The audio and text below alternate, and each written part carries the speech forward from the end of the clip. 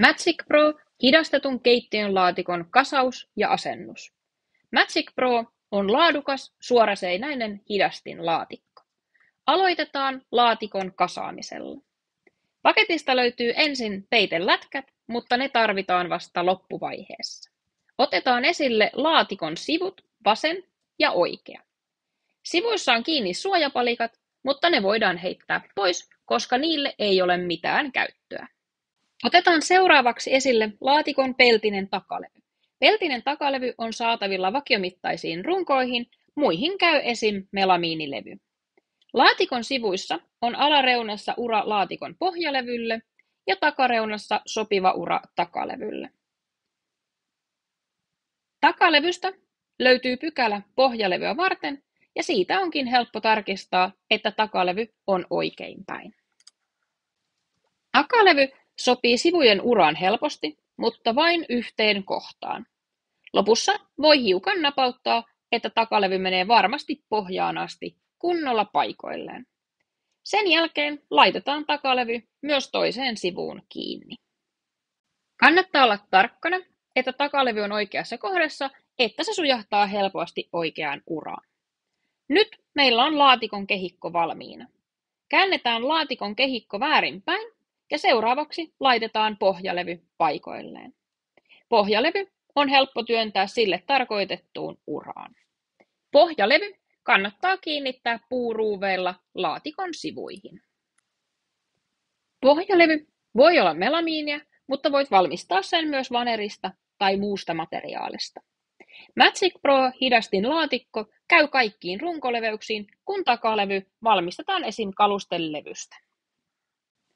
Nyt meillä on laatikko valmis ja voidaan tarkistaa, että se näyttää siistiltä. Seuraavaksi on vuorossa etulevyn kiinnitys.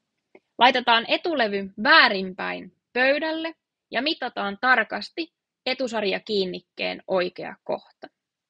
Etusarjakiinnike näyttää tältä ja se ruuvataan suoraan etulevyyn eli ovilevyyn kiinni mukana tulevien ruuvien avulla. Tässä vaiheessa on erittäin tärkeää mitata, että kiinnike on suorassa etulevyyn nähden. Ei kannata hosua, vaan olla erittäin tarkkana. Nyt etusarjakiinnikkeet on ovilevyssä paikoillaan ja on aika kiinnittää ovilevy itse laatikkoon. Laatikon sivuissa näkyy kolot etusarjakiinnikettä varten. Nostetaan ovilevy paikoilleen, asetetaan kiinnikkeet kohdilleen, painetaan laatikon pääty alas ja napautetaan kevyesti. Kun laatikko on valmis, siirrytään kiskojen kiinnitykseen. Kiskot kiinnitetään kalusten runkoon. Meidän kalusten rungoissa on valmiit reiät kiskoja varten, mutta kiskojen kiinnitys onnistuu kaikkiin muihinkin runkoihin mittaamalla. Kiinnitä kiskot euroruuveilla tai puuruuveilla ruuvaamalla. Mikäli mittaat kiskojen paikat, ole erittäin tarkkana, että kiskot on varmasti suorassa. Nyt laitetaankin laatikko paikoilleen ja melkein on jo valmista. Asetetaan laatikko kiskoille ja testataan, että laatikko liukuu kevyesti ja toimii kunnolla. Laatikon alapuolelta löytyy pienet vivut, jotka vapauttaa laatikon kiskoilta, mikäli se tarvitsee nostaa pois. Lopuksi vielä säädetään laatikko suoraan laatikon sivuissa näkyvistä 2 ruuvista. 3. saat tarvittaessa irrotettua laatikon etulevyn. Tähän päälle asetetaan enää suojalätkät ja sitten se onkin valmis. Tyylikäs hidastinlaatikko, joka toimii kevyesti ja miltei äänettömästi.